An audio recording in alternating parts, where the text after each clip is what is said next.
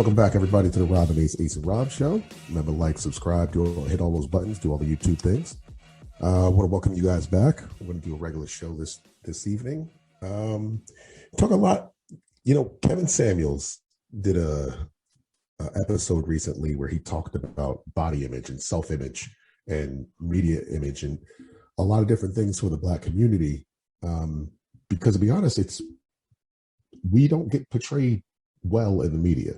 We either are hoes or are the super sassy, I got crazy attitude type of females, and the dudes are just thugs.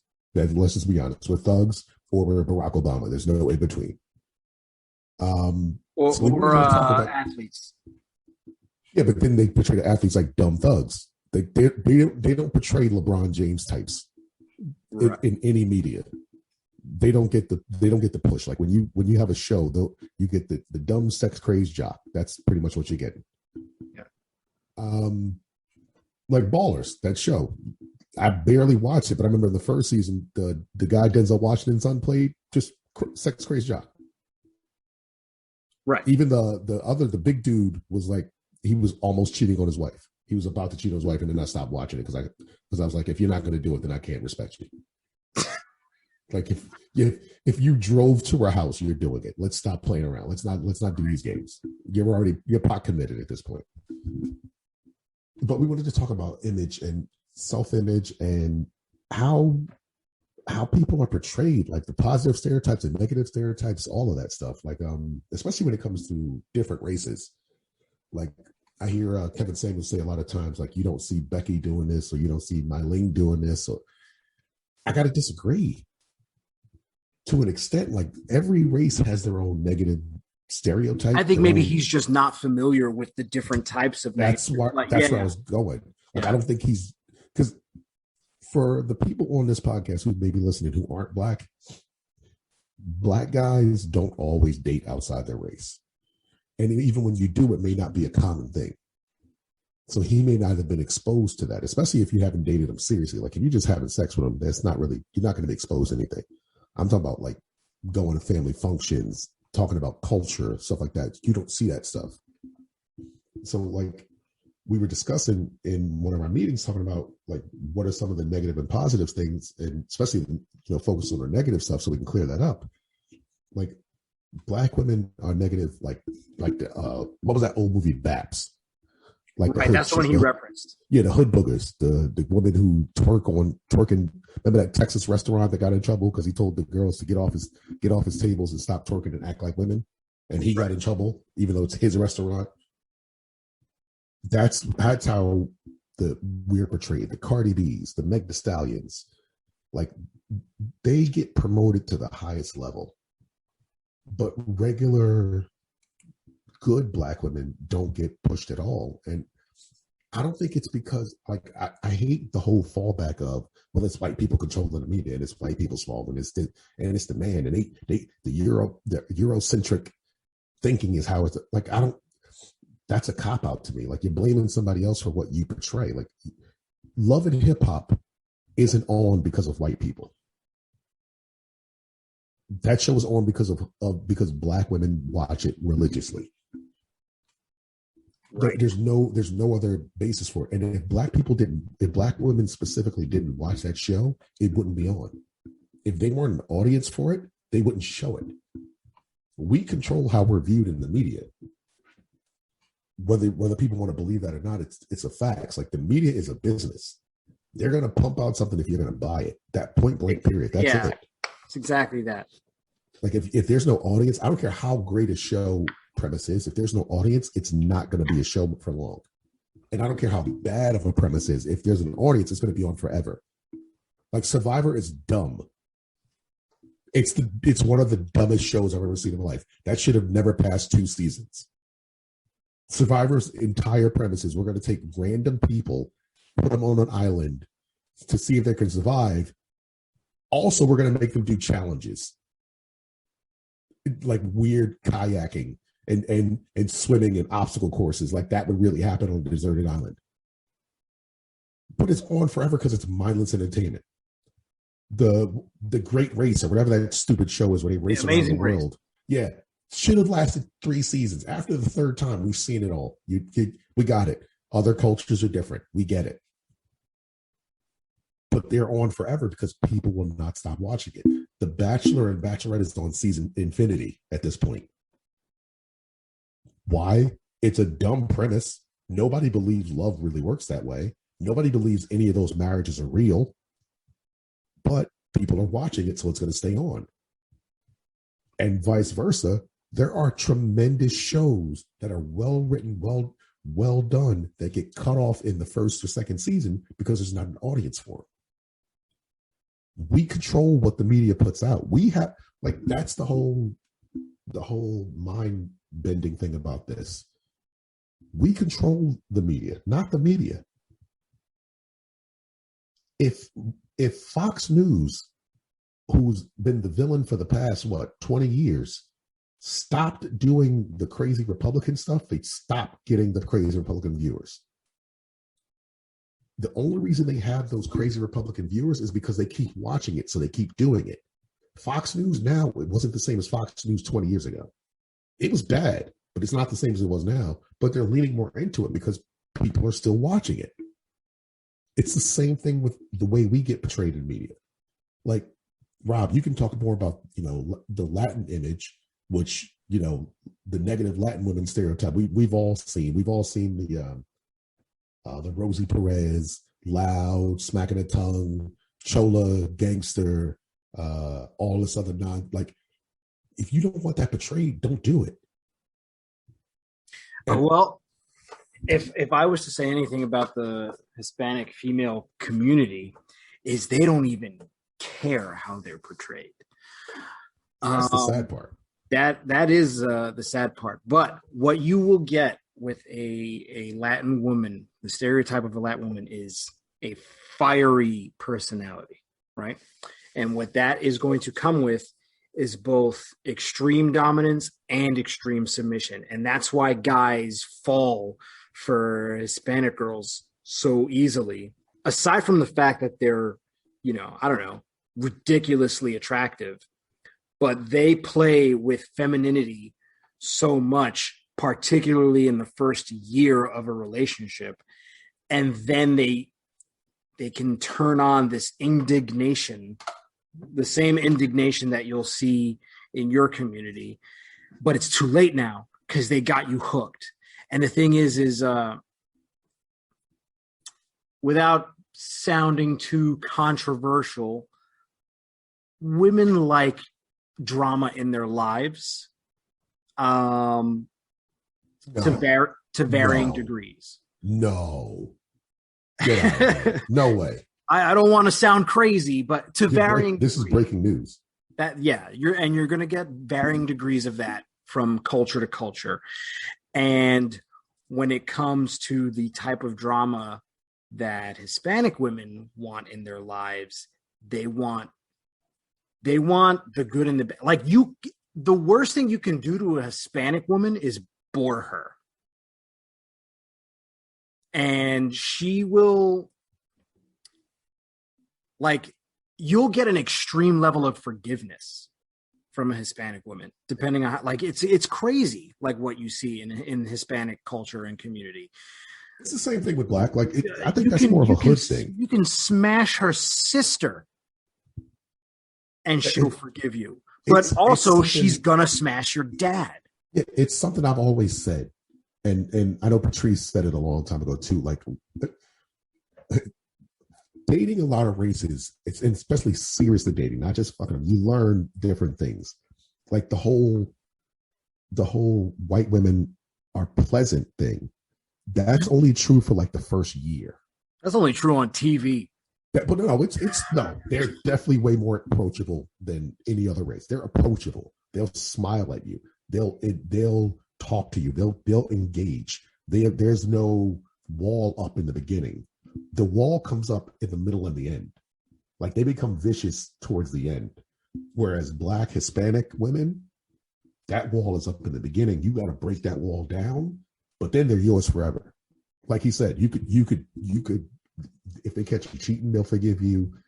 if like to a degree, obviously, but there's a reason why, like on these shows, these dudes be having like they have having like 3 or 4 girlfriends that all know about each other, or he got a side chick that she knows about, or these stupid loving hip hop shows like he has a baby mama who lives upstairs that he's still dating a girl downstairs. Like this is a hood thing, because they have that warrior mentality up front, and then when you break that down and they become vulnerable, they don't want to give that up.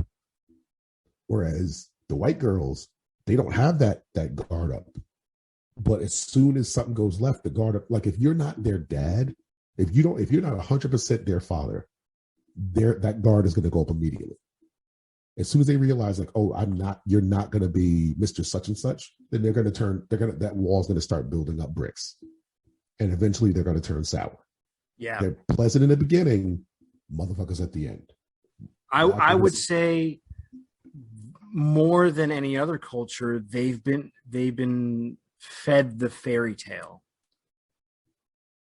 I think describe the fairy tale. You can correct me if I'm wrong, because I don't really know too much on this, but I don't think Black women and Hispanic women are fed the traditional fairy tale of, you're going to meet this guy and he's going to be exactly what you need in life and exactly what you want, and you're going to be attracted to him, and also he's going to be faithful, and also he's going to make this much money, and also you guys are going to have kids together, and also he's going to let you have girls' night out, and also he's going to be okay with your career, and also he's going to take your opinion to have just equal partnership. And oh my God, I want to punch myself in the face. I'm talking about this right now. But that's why I let you keep going, because I know it hurts you when you say it. But that's the nonsense that they're taught. Like and that's a female thing. Like Black women, Hispanic women aren't taught that. But it's still in there. The media portrays it. They still see it. So it's still in there. Like so right. The culture definitely has spread out. Like Western they know culture, of the fairy American tale. Culture. Yeah. Yes, it's very American. It's very American. This is a first world problem. This is not a third world issue. In the third world, the worse your country is off, the better your women are going to be, because they're going to stick more closely. That's one of the saddest statements I've ever heard. But it's the dichotomy of freedom. In order for your women to behave like regular humans, your country has to be a piece of shit. But it's about the dichotomy of freedom. Freedom means I have the choice to do a bunch of stuff that may or may not be good for me. It may go good, it may go bad. I could become a successful lawyer, or I could become a drug addict. That's what America can do for you. Other countries don't give that to you. You don't have that option. Like, I'll give you a prime example from my past. Story time for Ace again. We were all working at a call center, and I remember there was this chick there from Pakistan. Her husband couldn't come over yet, but she was here. Like she came first to get money, and then she was going to send for him once his paperwork and everything got cleared. She became the biggest hoe. Like, I know at least 3 other dudes she smashed in there, while knowing full well she's married. She has 2 kids by this guy. She knows what one kid at the time. She knows she's trying to build a family. She knows she's going to bring him here eventually. But while she's here, she has the freedom to just hoe around. I guarantee in Pakistan, she didn't have that freedom. There's no way she did. There's no way she had the freedom to slob off somebody in the bathroom and call her hubby or go home to her husband late that night. I guarantee that doesn't happen. But in America, you can be both. You have the options. And like I said, it's the better off your country is, the more women are going to express those freedoms. And it's not always going to be for the best. Sometimes it is. But most of the times it's not, because like a lot of the feminine roles that we're talking about are lost. Like ladies, let me be real with you. No guy wants a loud, abrasive woman. No man wants to end up with a woman who gets on his nerves constantly, who's loud, who wants to twerk all damn day, who wants to emulate Cardi B, who wants to be hood. we'll fuck you. Don't get me wrong. We will smash your brains in for months, but we're never going to consider you seriously. You may think we're serious, but we know for a fact, like as soon as something better comes along, I'm out. Like, am I wrong? What do you think? No, you are far from wrong on this. And you talked about some of the stuff Kevin Samuels says on his show. There was one particular statement that actually that I saw on maybe a week or two ago on Fresh and Fit, because what I like about that particular show is some days he'll have 2 girls, some days they'll have 5 girls, and the more girls they have, the more chaotic it becomes, right? But they also have different cultures, so you get to hear different perspectives from women of different cultures, and you get all different types of girls. And sometimes you get the girls who are really listening to what they have to say and absorbing the information, and then other times you get girls who say this phrase that I was just like, you dummy, like you don't get it. So they had someone, I can't remember, because no matter how good looking these girls can be, because sometimes they have really lovely looking women on that show, the more garbage of an attitude you have, the more forgettable you become to real men.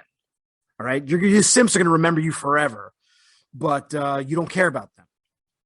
And they were trying to tell her like just what you were saying a second ago about like that loudness and that indignation and oh my God, just talking about being a boss bitch or a boss babe, this, that, and the other. And she goes, if you don't like it, then don't be with a bad bitch then. And I just lost my fucking mind. But that's one of the things I like about the Fresh and Fit podcast. It highlights the fact that looks aren't everything. Like a lot of dudes, a lot of like established, good head on their shoulder dudes are not going to pay you any attention. Like all these women who are on those shows and talking about, I'm a boss bitch, I'm a bad bitch, I do this, I do that. These guys aren't going to pay you much mind because nobody wants to deal with that. Like you'll get the regular 9 to 5, like the regular dude who's never had a chick of your caliber, and he'll probably, simp away. He'll do everything you ask, but you're going to get bored with him. You don't want that guy. You want the quote unquote high value man. And that man's not going to pay attention to you. Like what you just said, like, why are you referring to yourself as a bitch? That's a female dog. But that's my bitch. I'm that bitch. Like, what are you? I'll give them that. You know what I'm I mean? not. I'll give them in that one in terms of your guys took that N-word and you made it your own in a way. But this is where I have to think. This is where I have to disagree. We didn't. Good black people don't use that term. Niggas do. Hey, there's controversy here. Like it's just a fact. Like regular black people don't call their black friends nigger. No, but I'm not talking about hard R. I'm talking about. I'm talking about hard R or A. We don't use it. We don't call each other that. Like good. No, I don't mean black dudes. I don't mean calling each other, but using the word. Even using the word, like I seldom will use it. It has to be an extreme situation. Like I remember. But what if it's funny? Even then, like it's too much.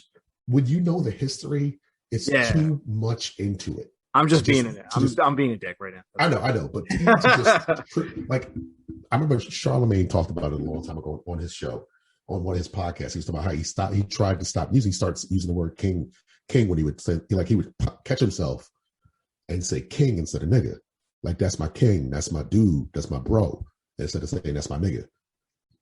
Because the word is too heavy. Like I get we reclaimed it and now it's ours, but when you know the history behind what black people went through in this country, what do I want to reclaim that for?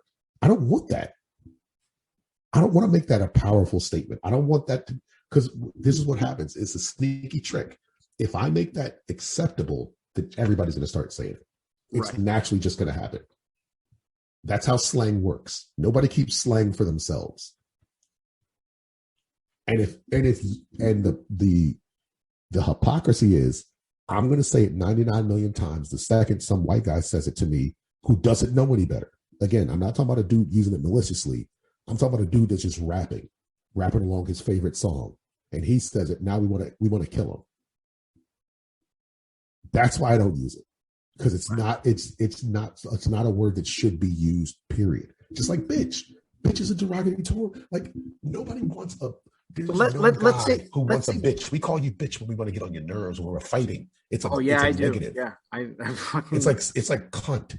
It's like any hard female. And it used to have a lot more venom to it. It used to be a big controversial thing, like music would use it, and women hated that it was used in songs. And now it's just commonplace. But Queen Latifah had a whole song about why we shouldn't use that word when referring to women. Today, it's more commonplace. I get it. Let's benefit of the doubt, devil's advocate. Let's say I'll give them that one. They call themselves hoes now. It's sluts. Don't forget slut. I've never heard a girl call them. I don't hear girls call themselves sluts, but I hear them call themselves hoes. Like, I'm such a hoe. I've heard it as like a hey slut. Oh, I've like to each other. Yes. Okay. Yeah. I guess. That's a good thing to call someone. Like that's a good greeting. So you're saying I take a lot of dicks on regular? Like that's your greeting to me? It's like the word bitch can connotate a bitchy attitude, but the word hoe only connotates one thing. You get effed by a lot of dudes. A lot of different ones. Not the same one, a lot. A lot of different dudes. A lot of dudes. And I don't know any guy who wants that in his life. No. You could say I'm the most rare of guys when it comes to women's sexuality. Like Rob can attest, I got a pretty far out limit. My limit is not even miles. It's leap years away. It's space. You have to travel to the moon and back to reach my limit. Like I don't even consider it like, I don't want a girl who's purely virgin or who's like, when I need a dirty girl. A dirty girl who's dirty for me. I need a girl who's had a bunch of dicks. Not a crazy amount, but enough to know what she's doing. That's the key. I'm not trying to train a soldier. I need you coming in with boot camp. Yeah.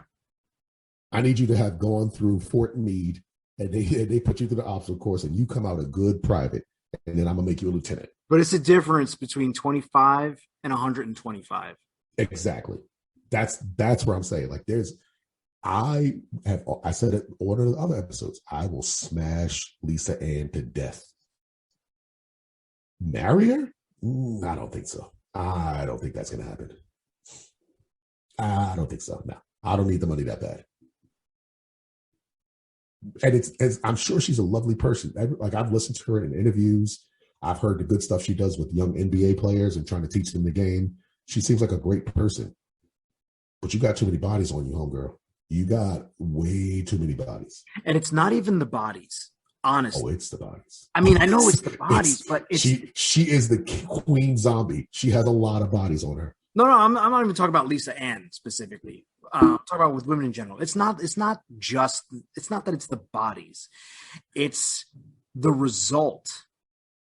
Like what happens to a woman after the amount of bodies. You know what I mean? You're not, this is again politically incorrect to say, but you are not the same woman mentally and attitude wise after 25 bodies that you are after 2.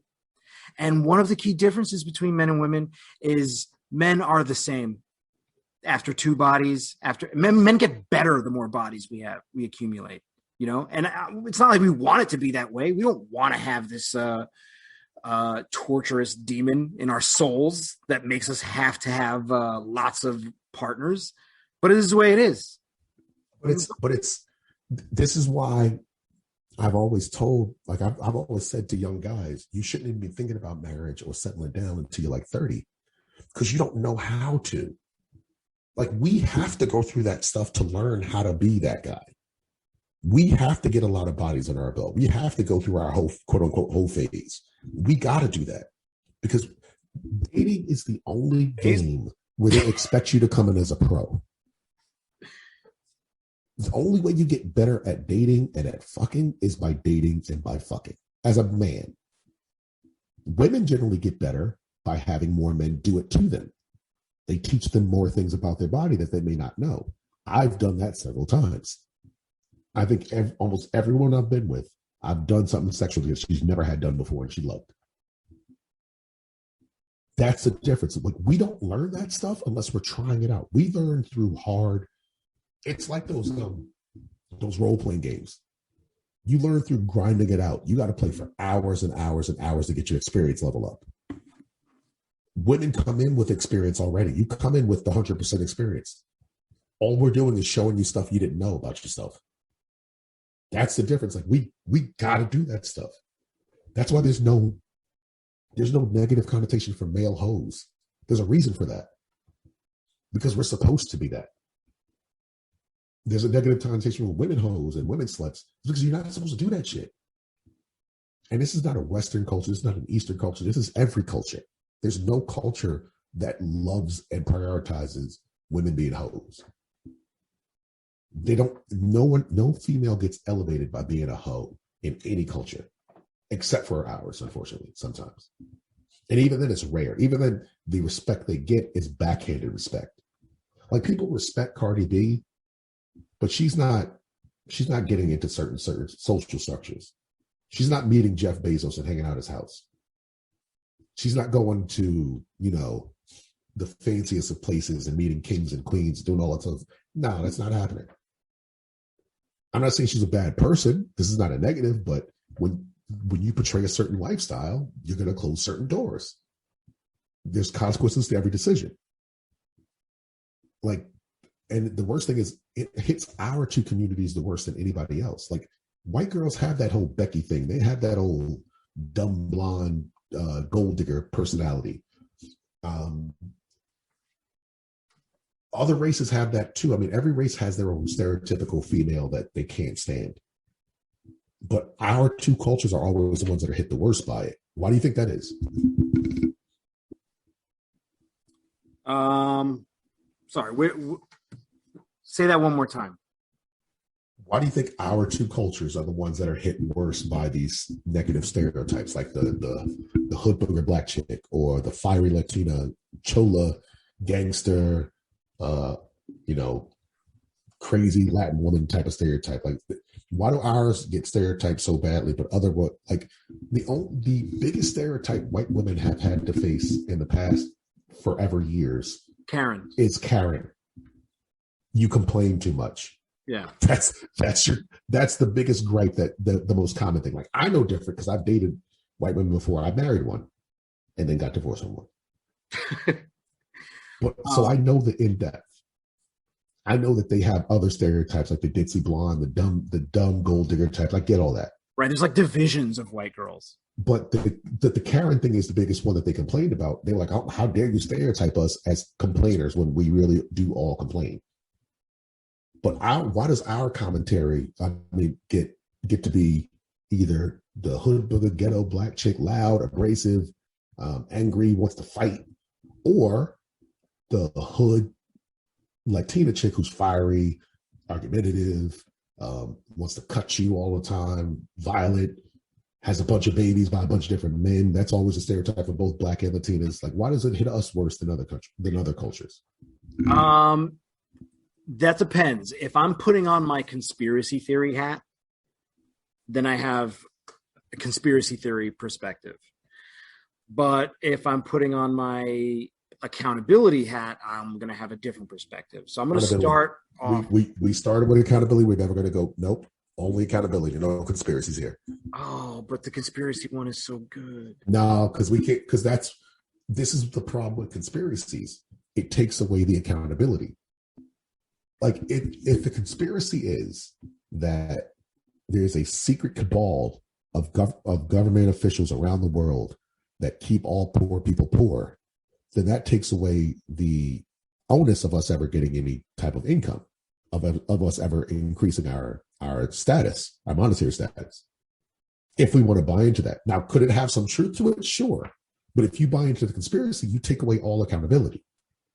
And who does that more than what gender does that more? Damn it. You hit me. That's why I don't want to even touch it. Hit me.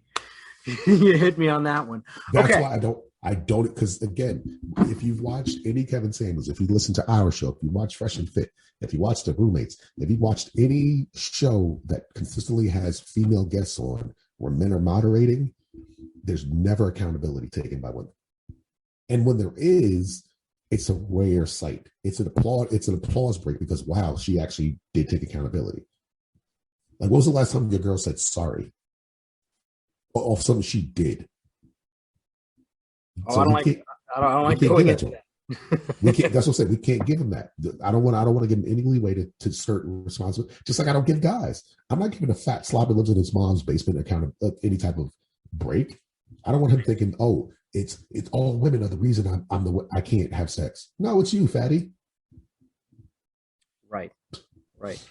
I think then if that's the case, and I think it's good that you stop me from going into the conspiracy theory. Not theory. I don't think it's a conspiracy specifically, like theory. I think it's just what it is in terms of media. And they have their reasons for that. But the other side, the accountability side, also does exist. I think lack of true, honorable, masculine leadership in the home is the culprit for all of this in any of these cultures. What I will say, and I have learned this from some of the members of the gym here, because we have a fair amount of Asian people here, and that's one culture we never really we didn't talk about today.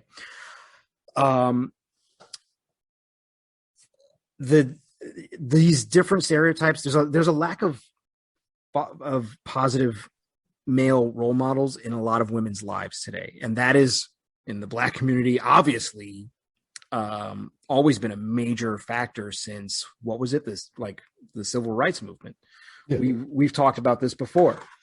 In the Hispanic community, it's different than the Black community. The issues with fathers is different. Man, they really tried to do a number on your community in a different way than they have the Hispanic community. I didn't try it I did. They did. But quite successfully in a large percentage of households, actually. But with Hispanic, it's a little bit different. There's a little bit more acceptance. Like if a guy isn't going to end up being around in a family setting for one kid, like it's not a complete abandonment. You know what I mean? It's a little bit, the machismo factor is kind of there, and it's a little bit more accepted by these women. You know what I mean? There's an imprint sort of, it's just like, oh, he's my baby's father. I love him. I'm gonna let him smash again. You know what I mean? So the presence of these guys in their kids' lives is a little bit more. It's not where it should be by any means, but it's a little bit more than in your community. To me, that's the laziness. That's where I don't give them a pass, because okay. Oh no, I don't give them a pass for it. I'm just saying that might be some of the difference. And I was going to go into with the deficiencies in the Asian community. It comes off a little bit different. Mm-hmm. So with the Asian community, the lack of genuine, honorable male masculine leadership doesn't come from the absence of a father. It comes from a lot of the times the fathers are very much in these girls' lives, but they do lack that masculinity. So instead they're growing up with a woman who has to take more of a masculine role and a father who's been beaten down a little bit. And this, from what I understand, only really happens to Asian Americans, does not happen to Asians outside over in Asian countries. And the difference is the stereotype apparently for an indignant Asian American woman is, rather than being a girl twerking on Instagram, although you might see that from time to time, rather than being the feisty, fiery, like Hispanic woman, you'll get an Asian girl who kind of acts a little bit like a negatively stereotyped black woman, but with a lot more feminine energy to it. And the other thing is, in that stereotype, you'll get really heavy shoppers. So really wasteful, just spending money on dumb stuff and not really acting responsible in that sense. So you get a lot of bad spending habits and really wasteful stuff because they have expendable money and they just don't think anything of it. And it's like the Asian girls who are not like that get very, very, very insulted by that. And they really dislike that. That's, but even then, that's not even like a negative. She spends a lot of money is not really like a horrendous thing. Like that's their stereotype. But very bougie, very bougie, thinking that they're better than other people, like in a class way. You know what I mean? Like, you know, the stereotype of like when a hood black or Hispanic family win the lottery and they move to a nice neighborhood, but they act a fool. Yeah, we also Friday. That's the stereotype. Only they dress well. And also the same promiscuity issues. But you know what's crazy? Like, and this goes back to the point that we were making earlier. Like, and we won't belabor this. We won't hit you over the head for hours like we normally do. We can control how that happens. Like, if Black women stopped being that, they couldn't portray us as that. Like, that's why one of my favorite movies of all time is Hollywood Shuffle by Robert Townsend, where he's an actor. They don't make him like Robert Townsend anymore. No, they don't. There's no Keenan Wayans. There's no Robert Townsend anymore. No, that doesn't happen. Man. But he was in the movie, he's a struggling actor. He's trying to make it in, and only roles they want to give him are the thug, the drug dealer, the crackhead, the gangster, every negative stereotype Black men have ever had. And he refuses to take them. And he finally does take he takes a ad for the post office at how the movie ends, because he sees how people start to look down on him when he took the other roles. But the point that movie is making is, if we don't give them those stereotypes to show, then they can't use them to show us. They can't show them if we don't give them to them. Like, if we as a society decided to stop being those thugs and gangsters and women weren't loud and abrasive and hoes and hoochie mamas and ghetto as hell and doing all that stuff, they wouldn't be able to show it to us, especially if we didn't consume that media.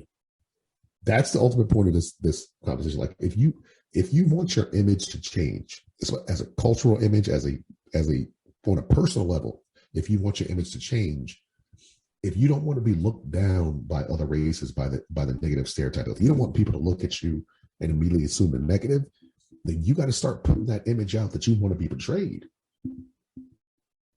Is it harder to dress properly every single day? No. It takes the same amount of time. Is it harder to not use terrible language, to not twerk every chance you get, to not,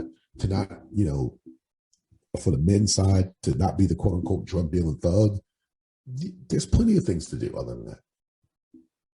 But it starts with us. So guys, we don't want to hit you over the head. We didn't want to, do a crazy long episode today. We just wanted to share our views with that one. Anything else you got to add, Rob? Not in terms of like content that I could bring to this conversation. I'm more curious. I would like to know what other cultures outside of what we've mentioned kind of exist, and what sort of negative stereotypes we can learn about from there. Yeah, like if you guys have any of those, hit us up. Hit us in the message boards, hit us in the chat, post under the video when we post it, do all that stuff. But it's just like, you own your image. All of us own our own image. We are all the people that we can show society. And if we show society one thing and they show it back to us and then we consume that, that's what they're going to continue to show us. Last example, one of the biggest films of all time is Black Panther. Not the Black Panther movies from the 70s, not focusing on the Black Panther Party. Black Panther, the superhero. We know what I'm talking about. The reason that was hyped up so much is it was all positive imagery. There wasn't anything negative. Even the murderous villain wasn't portrayed as a thug or a criminal or just a killer or just a crazy, insane dude trying to break down society. No, he was a good guy trying to make the world better the only way he knew how. We all came out in droves. He did scar his entire body every time he got a kill. Yeah, you gotta promote yourself. He put a little bit of it's self-promotion. There was a little bit of crazy in it, but that's his Instagram. Yeah, I'm fine with it. Right. And to be honest, that comes from his heritage. He knew where he came from. That wasn't something that he just decided to do. That came from African heritage. That came from African history. African warriors did that. So I didn't even have a problem with that. But when we went to go see that, there was people I remember having conversations with people who were like, I'm gonna go see it, but I can't stand them people coming in, with African garb on, like, this ain't Harry Potter. Like, why can't we be as proud of us as they are of them? These are the images we want to portray. So if we want to portray it, we got to put our money behind it and our imagery behind it. And what happened? It became one of the greatest high-grossing movies of all time. They can't wait to pump out more. It would have been already out if Chadwick Boseman didn't die. R.I.P. R.I.P. But that's my point. Like, we can make our image what we want. Black, Latina, any culture. We don't have to be slaves to our stereotypes. Yeah, you can make your image whatever you want it to be, as long as you realize you have the power to do so. Because only thing they care about is money. Only thing Hollywood cares about is money. If Black Panther flopped, you wouldn't be getting a sequel. If any of these shows that flopped, you wouldn't be getting a sequel. But on the flip side, fucking Tyler Perry has a whole network behind him. And he can't do nothing but put out negative imagery. Why? Because people watch it. People consume it. If people stop watching it, all that negative Tyler Perry shit would go away. So that's all we're going to hit you with tonight, guys. Want you guys to enjoy yourselves, enjoy your weekends, enjoy your days. Oh, yeah, holiday this weekend. Yeah, like, subscribe, do all that good stuff. Don't get too drunk. I'm Ace. This is Rob. We'll catch you when we catch you. Peace.